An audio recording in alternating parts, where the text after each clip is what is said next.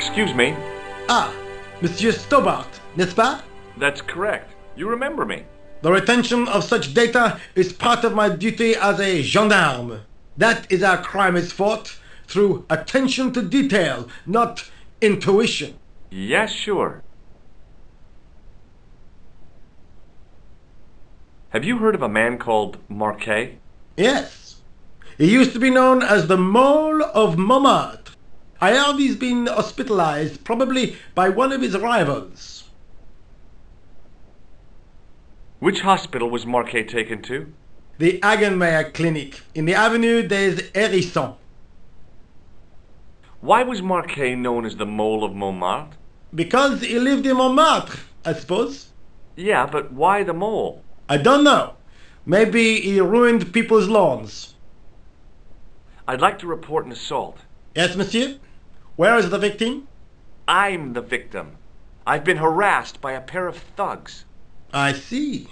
And where did this alleged assault take place? Outside the Hotel Ubu. They stopped me as I was leaving and went through my pockets. Could you describe the suspects, monsieur?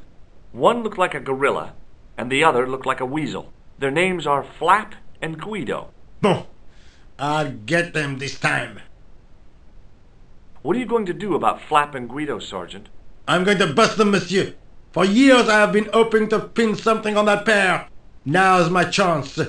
I'll show them. And the inspector. Thanks, Sergeant. Thanks for taking me seriously. I'm only doing my duty, monsieur. Do you know a man named Khan? He's a shifty-looking guy with a scar on his left cheek. No, monsieur. Has this man any connection with the bombing of the cafe? Yes. I believe Khan was the name he used when he hired the clown costume. Is Rosso here? Yes, he is. You wish to speak to him? Yes, I do. One moment, monsieur.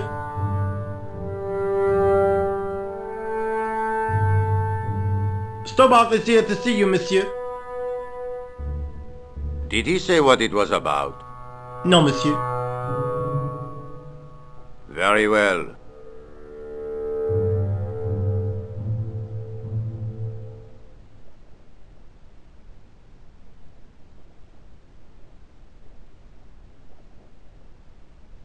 Hi, Inspector. Remember me? But of course, Mr. Stobart.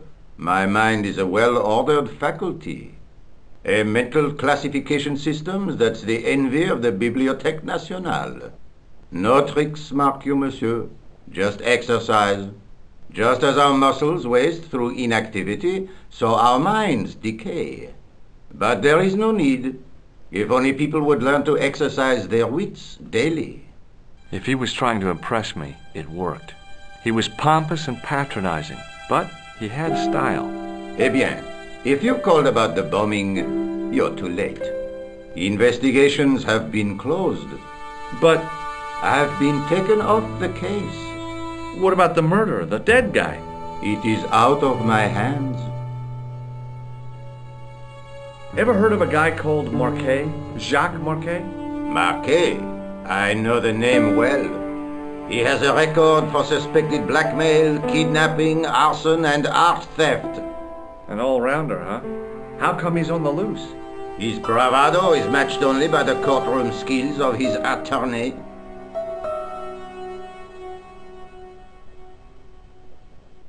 Have you heard of Professor Pegram, the archaeologist? Molly Pegram, the second son of Lord Barclay Pegram. I don't know. I only read about him in a magazine. So much for the efficacy of rehabilitation. What has he done this time? He made an important archaeological find in Ireland. Do you know Pegram well? I have connections with the family, but I wouldn't say I knew him at all. Is his name really Molly? Of course not. That was the nickname he was given at school. All his friends and acquaintances know him as Molly. Don't you want to know what I found out about the killer? I told you, monsieur, the case is closed. I have washed my hands of the whole affair. Then I'll have to continue my investigations without your help. No, you must forget the business of the clown completely. Go back to being an ordinary tourist, Stobart. Do you know a pair of thugs called Flap and Guido?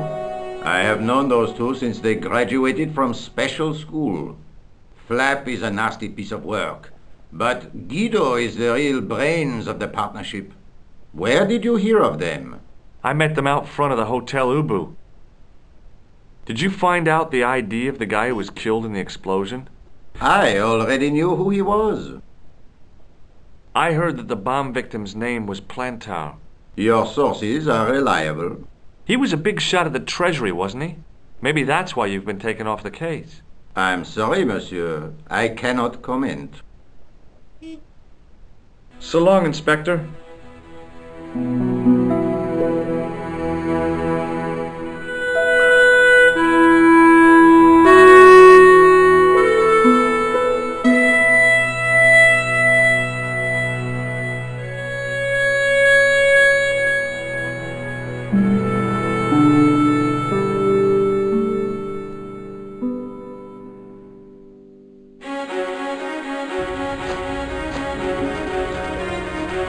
The old building managed to retain some of its original grandeur, but the modern additions look like a baseball cap on a statue of a medieval saint.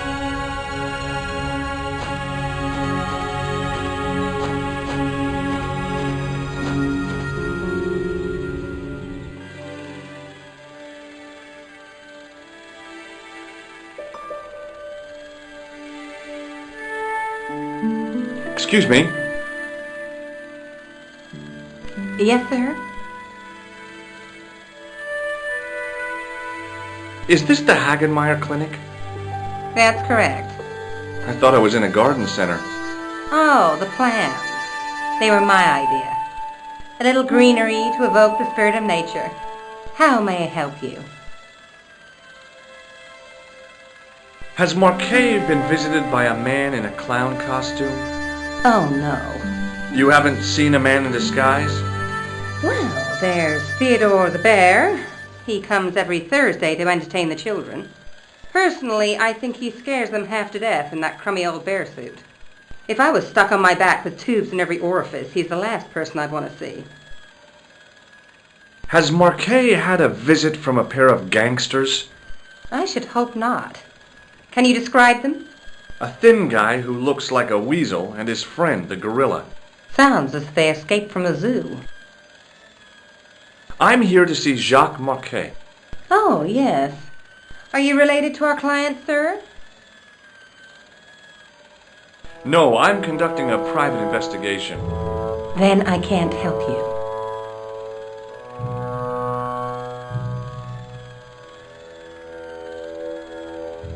Look at this ID pass. So you're Merlin. Marquet's been asking for you. For me? Yes. He was shouting your name when they brought him in here. Now, let me see. He was on Ward B12, as I recall. Oh, he's being transferred to... Oh dear. He's on Ward J2. That's... Nurse Grendel's ward. What's so bad about Nurse Grendel? She runs that ward like a South American prison. Keeping a well-disciplined ward isn't a crime, is it? Well disciplined. In the discipline and punishment stakes, she'd whip the butt off the Marquis de Sade. Everything, I mean everything, is done to a strict routine. 6 o'clock alarm call, 6:10 bowel movements, and woe betide anyone who doesn't have a result. Those patients of hers are like Pavlova's dogs. She sounds like a real nightmare. And then some. If Nurse Grendel is that bad, how come the authorities tolerate her? She's like part of the furniture. Oh, you mean she's been here a long time? No, I mean there's not a man in this clinic who hasn't sprawled out on her. I was beginning to get the picture. This woman was jealous, with a big green capital J. How do I find Nurse Grendel's ward? Down the corridor on the left, turn right at the senior consultant's washroom. Right again at the executive coffee lounge. Bear left past the administrator's sauna. And turn left at the end. That's J2. And good luck. Thanks for your help, ma'am. You're welcome.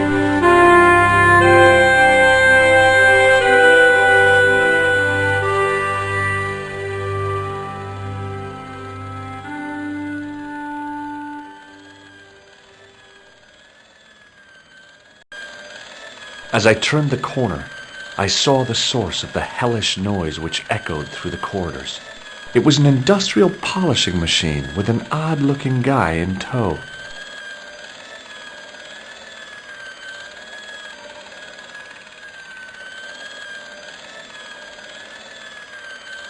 Hello. What's that? I said hello. Oh, hiya. I'd like to talk to you for a minute. That's what I thought you said. Don't look so down in the mouth. No matter how bad things seem, I never let life get on top of me. Oh, yeah? What's your secret? Why, it's easy. All you have to do is smile and whistle this little tune. You know what? If you start whistling, I'll bust you in the teeth. It's a deal. Do you know a nurse called Grendel? Sure I do. Is she on duty today? Yeah, end of the corridor, Ward J2. Have you seen any unsavory characters lurking about in the corridors? No, sir, I haven't. But I've got nothing to worry about. What's that, Mr. Shiny? You'd take good care of the rascals, I'll bet you would. With a friend like him, I've no fear of oppressors. It must be a great comfort. He is. Would Mr. Shiny be your polishing machine by any chance? Please, don't call him that. He's more of a friend than a machine. I've had Mr. Shiny for 3 years and he's never let me down once. How come you got so attached to a polishing machine? I asked you not to call him that. He's got a name, you know. Yeah, Mr. Shiny. It's just that... You think it's odd, don't you? No, I don't mind. The rest of the staff think I'm twisted. I heard them snorking behind my back when I gave Mr. Shiny his weekly pull through. Whatever you've got with this metal mopfoot is probably a fine and noble thing. It is? Say, it's not every day I meet someone as crazy as me. Do you know where I'd find a patient called Marquet? No, I'm not allowed on the wards with Mr. Shiny. See you later. Yeah, take care now.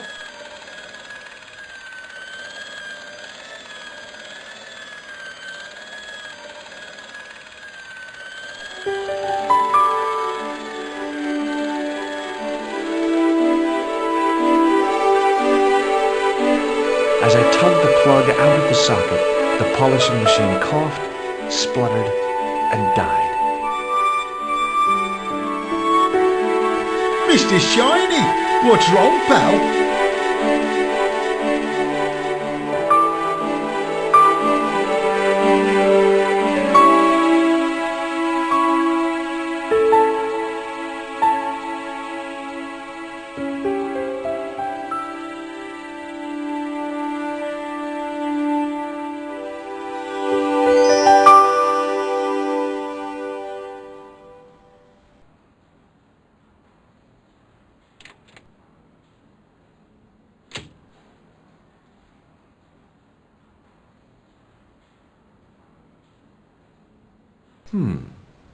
Dr. Stobart at your service.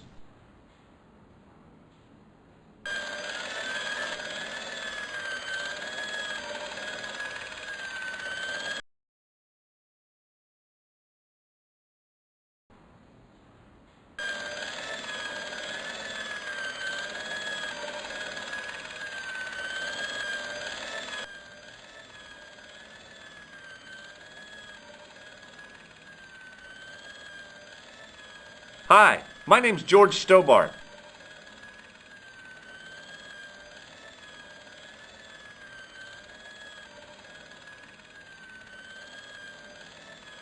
Pleased to meet you, sir. Call me George if you like. Are you sure? Yeah, that's my name. My name's Benoit, but everyone calls me Bunny. Bunny? That's right. I used to have this cute habit when I was a kid. Keep it to yourself, Benoit. Do you know anything about a patient named Marquet? And no, sir, I don't know much about any of the patients. I've never met a doctor who admits that he's only human. I'm only a trainee, sir. I'm sure I'll get the hang of things. Do you know the nurse on Ward J2? No, monsieur. This is my first day here. I can't wait to get my hands dirty. I was talking about treating my first patient, of course. I didn't mean I'd get my hands dirty with a nurse. See you later. Right. Hi, my name's George Stobart. Aha! Just the man. You must be the new boy. Yeah, I must be. Well, stop wandering about and make yourself useful. Bunny, come here, boy. This is Benoit, my nephew. Can I trust you to look after him? Do your own babysitting, Gramps. Who do you think you are, anyhow? I am Felix Hagenmeyer. And may I say what an honor it is to meet you in person, sir. You are on my medical wall of fame. Right up there with Pasteur and Leary. I look on it as a privilege, no, an honor, to look after your nephew, sir. He is fresh out of medical school. It will open his eyes to see a real doctor on the job. I'll bet. Show him around. Let him see some real suffering. So long, Hagenmeyer.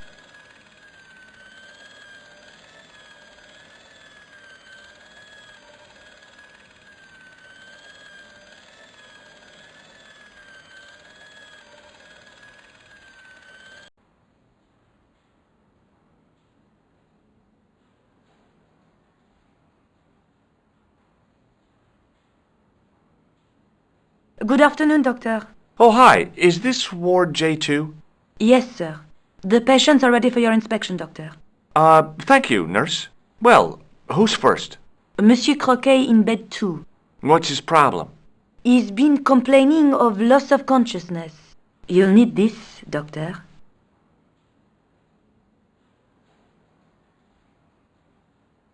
She gave me a long, narrow metal box and a stunning smile. Thanks.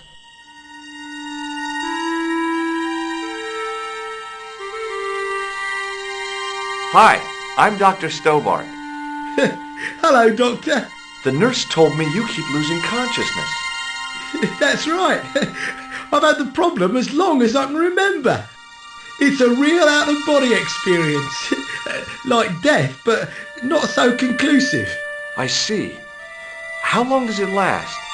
Just a fraction of a second, and then I recover. I might not have been a doctor, but I was formulating a diagnosis all the same. This guy was nuts. I know exactly what you mean. It's known in the medical field as blinking. Is it serious? Of course it isn't serious. It's perfectly natural. But just think, 2 seconds every minute. Why, that's almost half an hour every day. 2 weeks out of every year spent in total darkness. I don't have time to listen to this baloney. Which bed is Marquet in? He's round the corner, in solitary. What's the matter with him? I don't know, but the men who brought him in were wearing masks and rubber gloves. Hey, you're a doctor. How come you don't know? We doctors don't know everything. Then how come you act like you do? Has Marquet had any visitors? Nah, neither have I. That's the worst thing about being in hospital. You feel like the rest of the world has abandoned you. Well, you know how it is. Life goes on. Thanks for those comforting words. Well, goodbye and good luck. Thanks, Doc.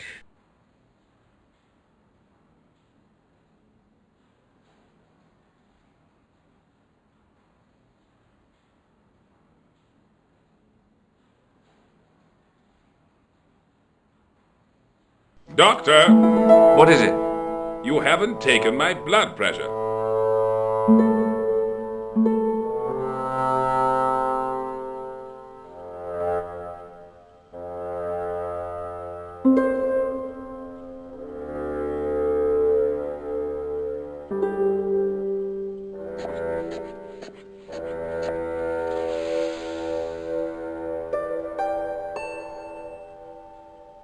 Seems fine to me.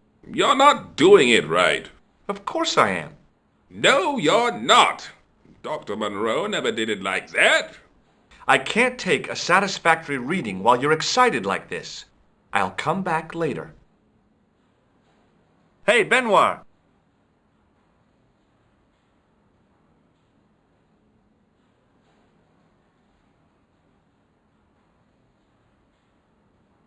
There's no need to shout. What do you want? Here, take this pressure gauge. Thank you, sir. What do you want me to do with it? Well, keep it safe until I think of something. Are you ready with that pressure gauge? Primed and ready to pump, sir. What do you want me to do with it? Use it on Rene Croquet. Okay.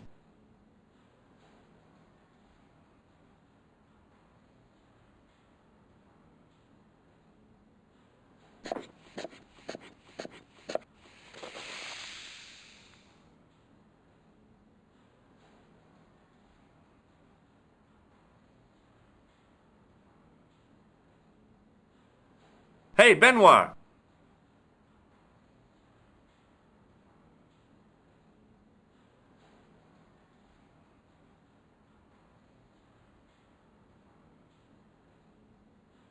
Yes, sir? Do you still have that gauge I gave you? Ah, yes. What do you want me to do with it? Use it on Eric Sopmarsh. Okay.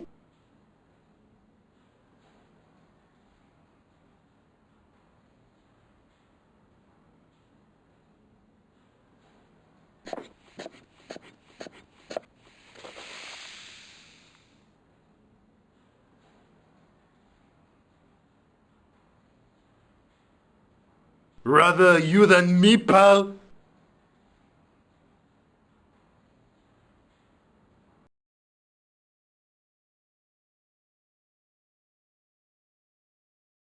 Marquet? Yes, I am Marquet. I've been expecting you. You have? Well, what are you waiting for? Get it over with. I just want to know what I should do with the gem. The Lahmar gem. Yeah, right here in my pocket. I thought you were one of the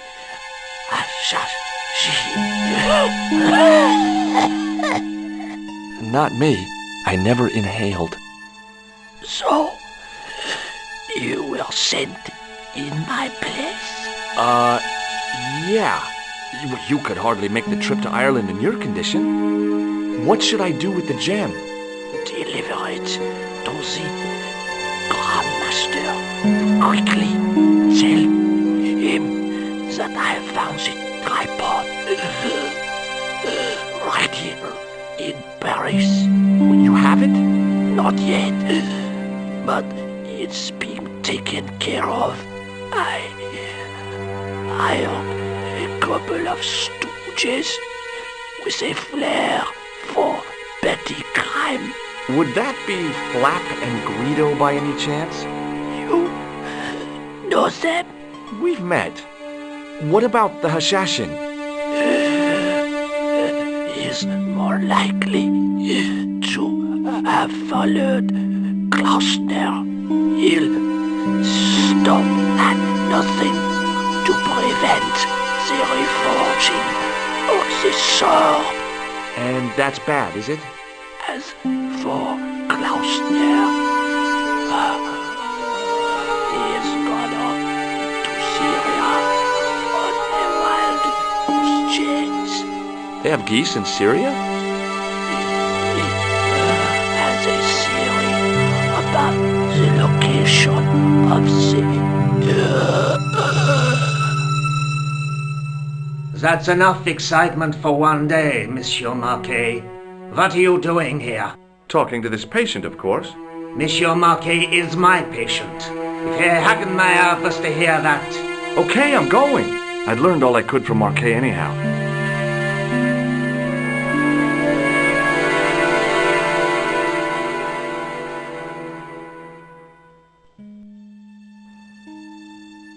Ah, there you are, sir. I was just coming to look for you. I finished with your pressure gauge. Thanks, Bunny.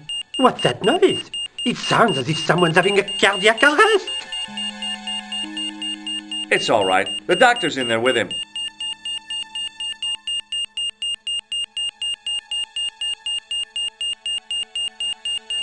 Are you sure he was a doctor? Oui, monsieur. He showed me his ID. It was Dr. Braille. There's no Dr. Braille working here. He's an imposter! The door's locked. Help me, officer.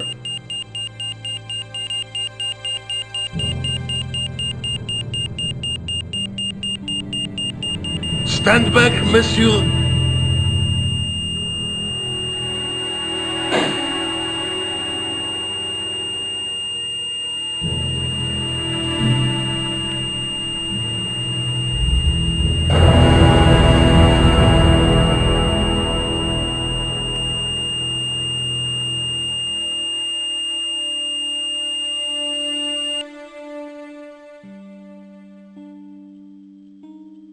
I found Jacques Marquet. Did he talk? Yeah, he talked. For the very last time. He's dead. Yeah, killed in cold blood by a bogus doctor. That's despicable. What kind of guy would pass himself off as a doctor and take advantage of a dying man? Was it Khan? No, I don't know who he was, but it certainly wasn't Khan. He got away, out the window. Have you ever heard of the Hashi-Ashin? No. Marquet said that they were his biggest enemy. His biggest enemy was the bogus doctor. Don't remind me. That guy was evil. He had wild, staring eyes like a dead fish. I'll never trust a doctor again.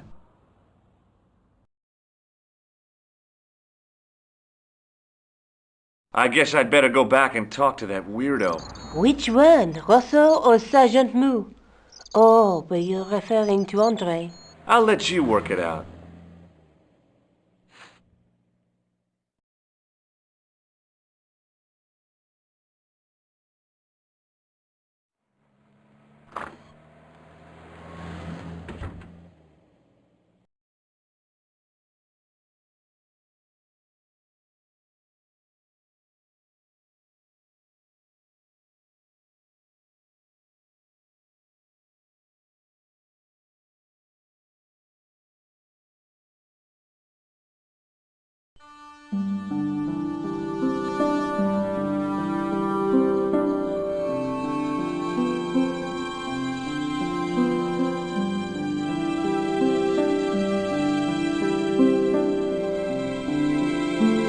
You have left it very late, monsieur.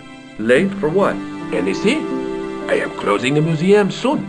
You wouldn't like to get locked in. I can tell you. Not in this gallery.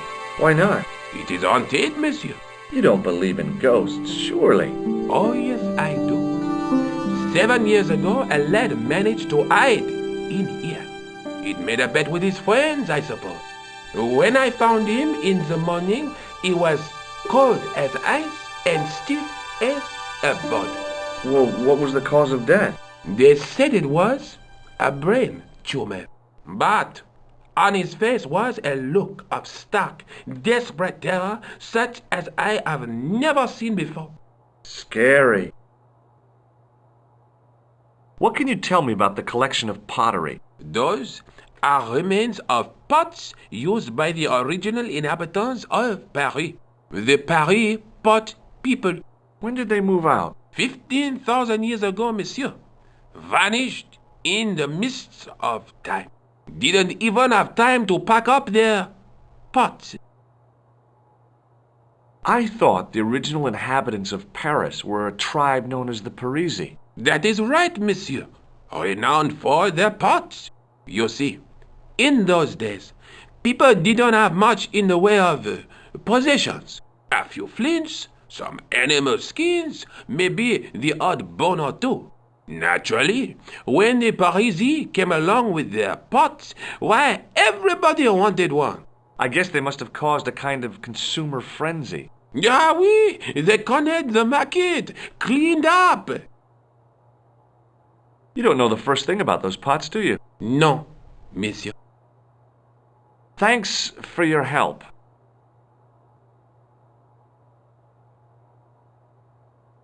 The case contains some fragments of pottery. They look to me like broken flower pots. Above them, a sign read, L'Âge Paléolithique. The case contained a collection of rocks. They were all shapes and colors, but they were still rocks. Above them, a sign read, L'Âge Paléolithique. The case contained 2 rows of silver coins. Each coin on the lower row showed a portrait of a guy with a huge nose. Pardon me. Oui, monsieur? What can you tell me about the collection of coins? A rare example of silver coinage from the reign of Philippe le Bel. That little old lay buried for centuries in a field on the outskirts of Paris. They're unique. Nothing like them has been found anywhere else in Europe.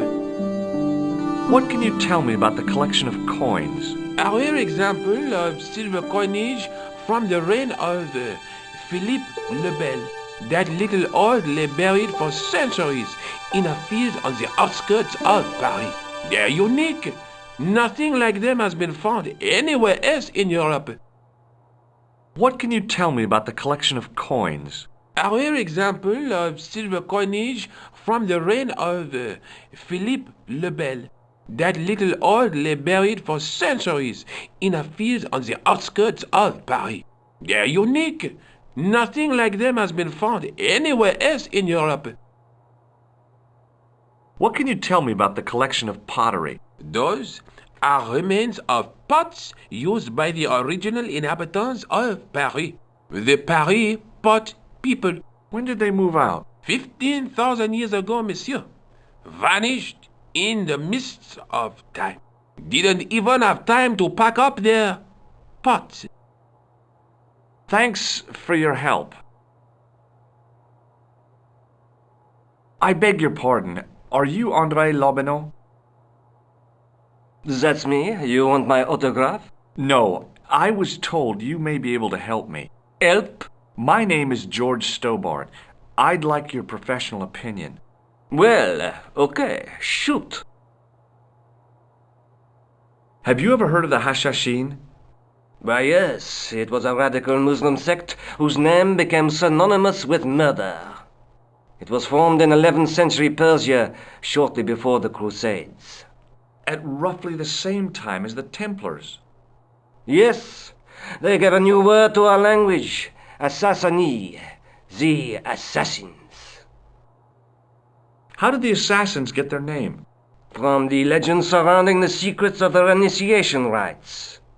A young man who sought to join the sect was given hashish until he drifted into dreams. He awoke to find himself in a fabulous garden with everything he could wish for. The freshest water, the most delicious food, the choicest hash, and the most delectable women imaginable. Cool. Do you have the address? I haven't finished the story. There was a price to pay for this taste of paradise. Wouldn't you just know it? The young man would wake the next day to find himself back in the real world. He was told that he'd been given a glimpse of the heaven reserved for holy martyrs. A heaven he would enjoy for eternity if he was willing to join the Hashashin. How did the assassins operate? Well, as I explained, the new recruits would be only too willing to die for the cause. They'd be instructed in the use of the dagger, poisons, and disguise. Then the Grand Master of the sect would name an enemy of Allah. And they'd stop at nothing to eliminate that enemy. You got it. They were fearless and deadly. Does the cult of the assassin still exist? Take a look around at the world today. You tell me. Does the name Montfaucon mean anything to you? Sure, it was the most grisly spectacle in Paris until the Revolution. A public toilet? Montfaucon was the place of execution for many thousands. A dark temple of death, with row upon row of arches, each one framing a grim exhibit. Scores of rotting corpses swung on creaking rope, while the crows devoured their flesh. That explains the image of the hanged man. I found a reference to Montfaucon in Ireland, in a village called Lochmarn. Lochmarn? That's where Pegram was digging. That's right. He'd left the excavation before I arrived. Do you know Pegram well? Not really. I met him at a conference. I would have liked to talk to him in depth, but I didn't have time. When was this? Oh, back in the summer, July, I think.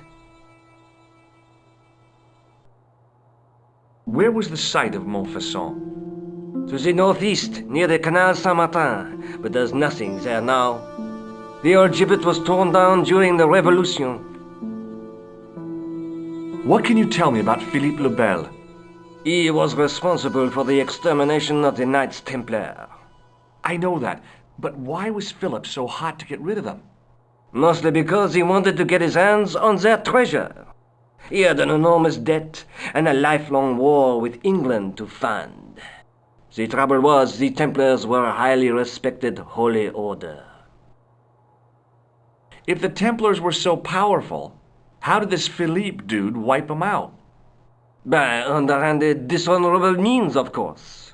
The Pope was Clement V, a Frenchman. French, huh? Handy for Philippe. Fate had nothing to do with it. He was Philippe's puppet, planted to further his political ambitions. Philippe wanted the wealth of the Templars and used Clement to get it. So what was Philippe's plan? What happened? Sealed orders were sent out all over France, not to be opened until the appointed day. That day was Friday, July 13th. That's the origin of our superstition regarding that date. At dawn, throughout the whole of France, the Templars were arrested. It was the biggest bust in the history of the world. What happened to the Templars after their arrest? Philippe was out for blood, so he handed the Templars over to the Inquisition. Not surprisingly, they confessed to a sensational and sordid list of blasphemies. Like what? Oh, the sort of things you read about in the gutter press. Devil worship, lewd sexual practices, spitting on the Holy Cross, that kind of thing. Well, that must have given their lawyers some headaches. Whether or not the accusations were true, this was not good publicity. Most of the charges were probably cooked up, but so were the Templars, literally. Hundreds of them were found guilty of heresy and flamed grilled at the stake. They died protesting their innocence. But surely Philippe had no proof of his charges against the Templars. A man will admit anything under torture. The Inquisition fabricated some nonsensical demon called Baphomet, and then suggested to their victims that this was what they worshipped. But they didn't have to agree. The records show a Templar coming to trial with both feet burnt off. Fragments of flesh and charred bone falling from the stumps. What would you not admit to stop such torment? So there was no truth at all in the Baphomet accusations? Not a shred. Almost every victim described the idol differently. No, Baphomet never existed outside the sick minds of the inquisitors. So Philippe stole the Templars' riches, huh? Oh no, they weren't stupid. The king's troops marched first on the temple in Paris, then to the Templar home port at La Rochelle. There was no trace of the treasure, and the fleet of the Knights Templar had set sail. I'd like your opinion on a medieval manuscript. Vraiment? Do you have it with you? No, it's too fragile. And besides, there are certain people who'd stop at nothing to get their hands on it. Intriguing. Do you have a copy of the text? There isn't much, only a few Latin phrases. I was kind of hoping you'd help decipher the pictures. Without seeing the manuscript, that's a tall order. Just tell me one thing. What does the image of two men riding on the same horse suggest to you? The Knights Templar. Does the Templar seal appear on this manuscript? I'd love to see that for myself. Can you tell me anything about the Knights Templar? I sure can, Georgie. Soldiers, diplomats, mercenaries, monks, bankers, you name it, the Templars fit the bill. The greatest fighting force in Christendom, the militia of Christ. Jeez. How did the Templars get their name? From the building in which they set up their headquarters. The King of Jerusalem gave them part of a mosque on the Temple Mount. It was said to have been the site of the original Temple of Solomon. The order became known first as the Knights of the Temple, and later as the Knights Templar. You're a mine of information, Andre. Glad to be of help, Georgie. How come the Templars became so wealthy? There was a constant stream of new recruits to their ranks, many from noble families. They were required to swear a sacred oath of poverty, chastity, and obedience. So, their money, goods, and lands were donated to the order. The Templars soon held land in France, Scotland, England, Spain, most of Europe, in fact. The poor Knights of Christ became the wealthiest power in Christendom. Is it true the treasure of the Knights Templar was never found? Who knows? So little knowledge of what really happened remains. Or, if it does, the truth has never been made public. What do you mean by that? The Templars have attained mythological status, like the King Arthur of the Britons. There are people even now who say the Templars still exist. Do you think that's likely? No, not for a minute.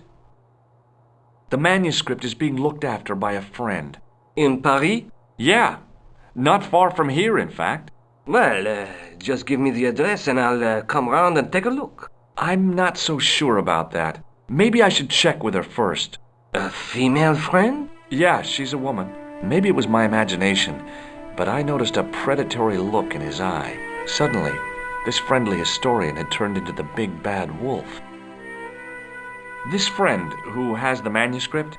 Oui, the anonymous girlfriend. She lives at 361 Rue Jarry. Ah, I know it well. I'll drop by. Just as soon as I can. I think you ought to know that the tripod is going to be stolen. The Lochman tripod? No. It's true. I can give you a description of the thieves. Before the supposed event has taken place? I heard them planning the raid. They're wasting their time. The tripod is protected by a state-of-the-art alarm system. Well, don't say I didn't warn you. Why don't you loan the tripod to me for safekeeping? Because I'd never see it again. Well, don't you trust me? It's not a question of trust, George. That tripod is hundreds of years old and extremely fragile. I get your point. Does this matchbook mean anything to you? Alamut is the name of the place where the Hashashin were based. Where is it? Somewhere in what used to be called Persia. I'm not too hot on modern geography, I'm afraid. The most recent map I have shows America as an English colony. What do you make of this? It's the biggest gemstone I've ever seen. Where did you get it? From Professor Pegram's messenger boy. Did Pegram find this on his dig? Yeah, the site where this was found was a Templar castle.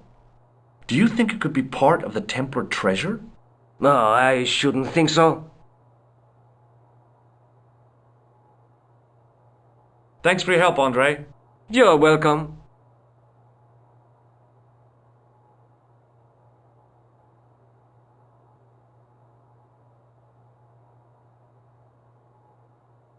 The case contained the tripod shown on the manuscript. As I reached toward the display case, a shrill piping filled the air. I froze, then tried to get myself together and act nonchalantly. Hey, no! No, monsieur. No. What's wrong? You must not handle the exhibits. I'm sorry. Pardon me? Oui, monsieur?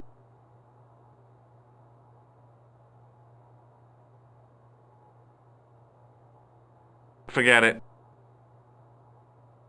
Pardon me? Oui, monsieur? Forget it.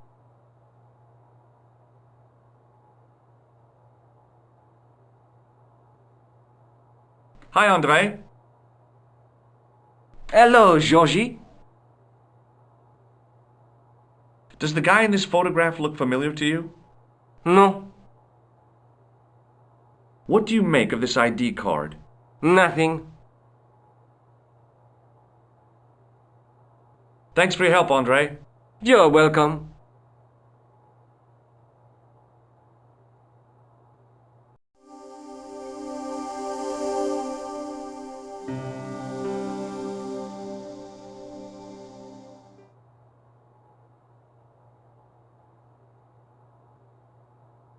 Don't open it. Remember the burning cattle.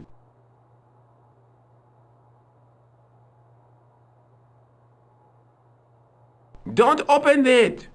Remember the burning cattle.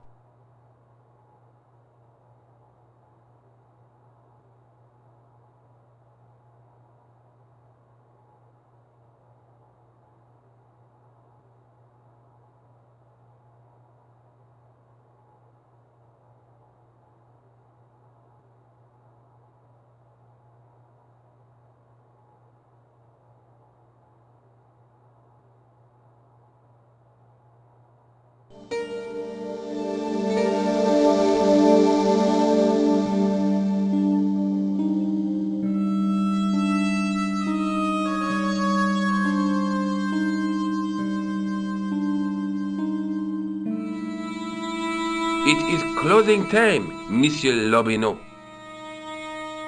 Already, there just aren't enough hours in the day. More than enough for me. I can't wait to get home and put my feet up. Eh bien, see you tomorrow. Good night, Monsieur.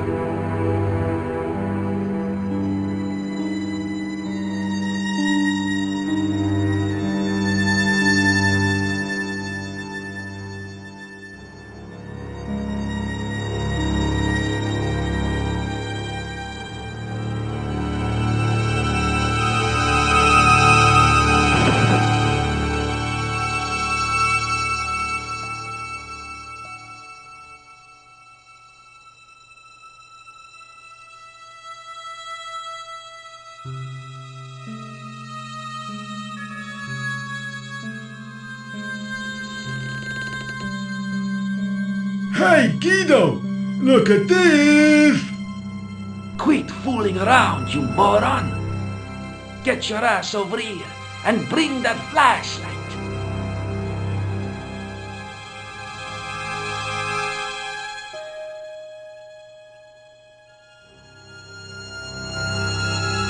What the? Who's there? Let's get out of here!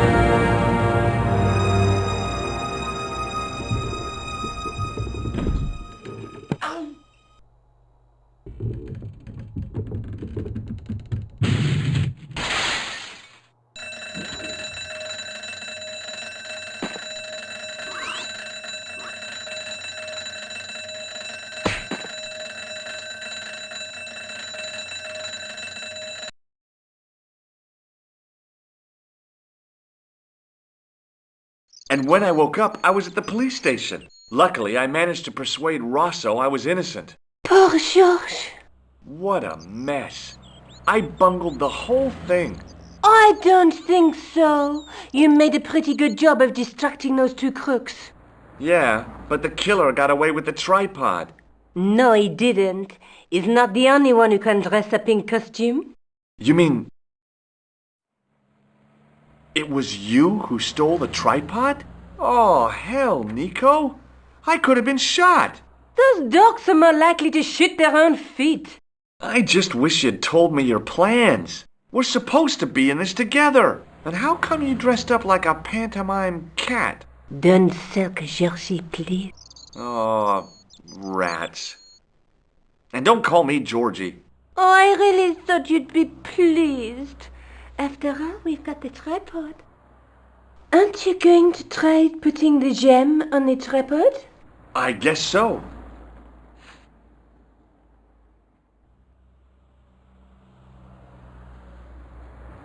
Nothing happened. Yeah. The gem fits perfectly, but what does that prove?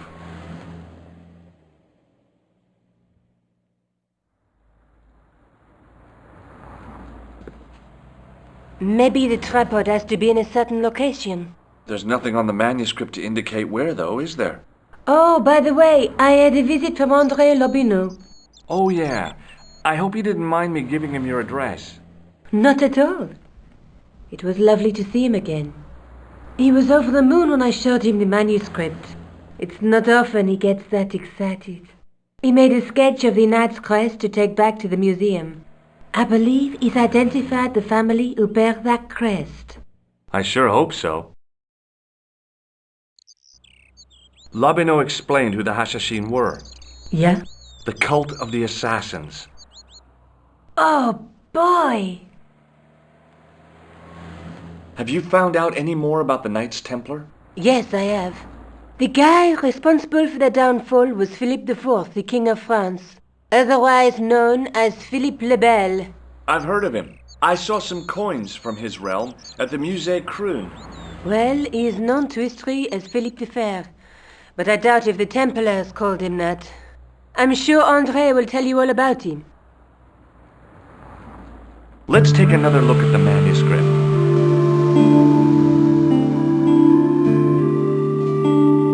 That's the gem that Pegram found in Lochmarn. That's the tripod we borrowed from the museum. The Night Scroll bears a phrase in Latin. Through my teachings, you will be enlightened.